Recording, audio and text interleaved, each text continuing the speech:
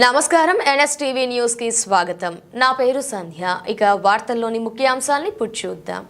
DSC నియామక ప్రక్రియలో తీవ్ర అక్రమాలు జరిగాయని ప్రతిపక్షాలు, విద్యార్థి సంఘాలు పలువురు అభ్యర్థులు ఆరోపిస్తున్న నేపథ్యంలో విద్యాశాఖ మంత్రి నారా లోకేష్ నైతిక బాధ్యత వహిస్తూ వెంటనే రాజీనామా చేయాలని YSR Congress party doctor BR Ambedkar Konaseema జిల్లా అధ్యక్షులు చెర్ల జగ్గిరెడ్డి డిమాండ్ చేశారు. దేశవ్యాప్తంగా నైతిక బాధ్యతకు నిదర్శనంగా నిలిచిన అనేక సంఘటనలను ఉదాహరణగా ప్రస్తావిస్తూ అదే ప్రమాణాలు ఆంధ్రప్రదేశ్లో ఎందుకు అమలు కావడం లేదని ఆయన ప్రశ్నించారు.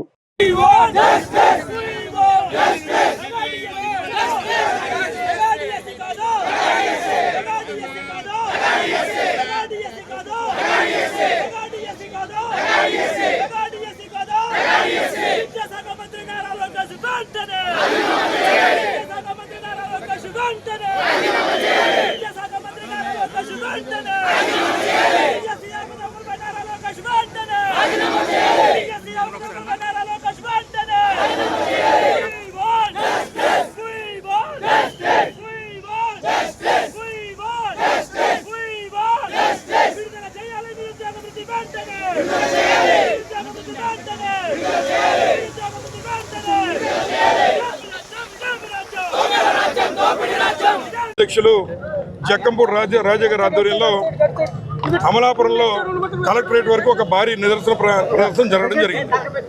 ముఖ్యంగా మేము అడుగుతున్నాం, ఏదైతే ఈ రాష్ట్రంలో ఉన్నటువంటి ఏ ప్రభుత్వాలైనా ఏ పార్టీలు మారినా విద్యా వ్యవస్థను అవమానపరిచే విధానం కానీ లేదా ఉద్యోగస్తులను అవమానపరిచే విధానం ఇప్పుడు జరగలేదు. మొన్న ఏదైతే నీట్ ఎగ్జామ్లో జరిగినటువంటి దానికి నైతిక బాధ్యత వహిస్తూ ధర్మాన ప్రధాని గారు మరి రాజీనామా చేశారు. నైతిక విలువలు ఉన్నాయి కనుక మరి ఈ రోజున ఆంధ్ర రాష్ట్రంలో మెగా డిఎస్సి 16,000 మందికి పోస్టులు ఇస్తామని చెప్పి అందులో 421 పోస్టుల్ని మరి కేవలం తనకు కావాల్సినటువంటి తన తాబేదారులకు అమ్మేసుకుని మరి ముఖ్యంగా యువత యొక్క ఆలోచనల మీద మరి తమ కబంధ హస్తాలతో తొక్కేసే కార్యక్రమం ఇక్కడున్న విద్యాశాఖ మంత్రి నారా లోకేష్ గారు చేస్తూ ఉంటే ఆయన నైతిక బాధ్యతతో రాజీనామా చేయాల్సిన అవసరం లేదా అని మేము అడుగుతున్నాం.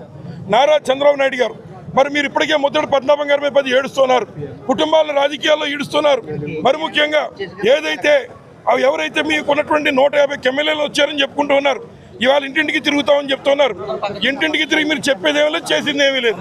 అలాగే మరి ఎవరైతే 151 మంది ఎమ్మెల్యేలు ఉన్నా వారి మీద కనీసం మీకు ఏదైతే నమ్మకం కూడా లేని పరిస్థితిలో ఇవాళ ముద్దడి పద్మనాభం గారి కార్యక్రమానికి ఎవరైనా వెళ్తే దాన్ని చూసి కూడా మీరు మాట్లాడే స్థాయికి దిగజారిపోయారు నారా చంద్రబాబు నాయుడు గారు. ముద్దడి పద్మనాభం గారి యొక్క ఆత్మ మీ చుట్టూ తిరుగుతుండే తప్పనిసరిగా కుటుంబాలను విడదీసే మీలాంటి వారికి బుద్ధి చెప్పే విధంగా వారు చేస్తారని సందర్భంగా తెలియజేస్తూ ముఖ్యంగా మరి లోకేష్ గారు ఎవరైతే విద్యాశాఖ మంత్రిగా ఉన్నారో వారు తప్పనిసరిగా వెంటనే రాజీనామా చేయాలి. వారు రాజీనామా చేయడమే కాదు 257 కోట్ల రూపాయలు ఈ యొక్క జిల్లాకు రావాల్సినటువంటి నిరుద్యోగ వృత్తి తక్షణమే రిలీజ్ చేయాలి.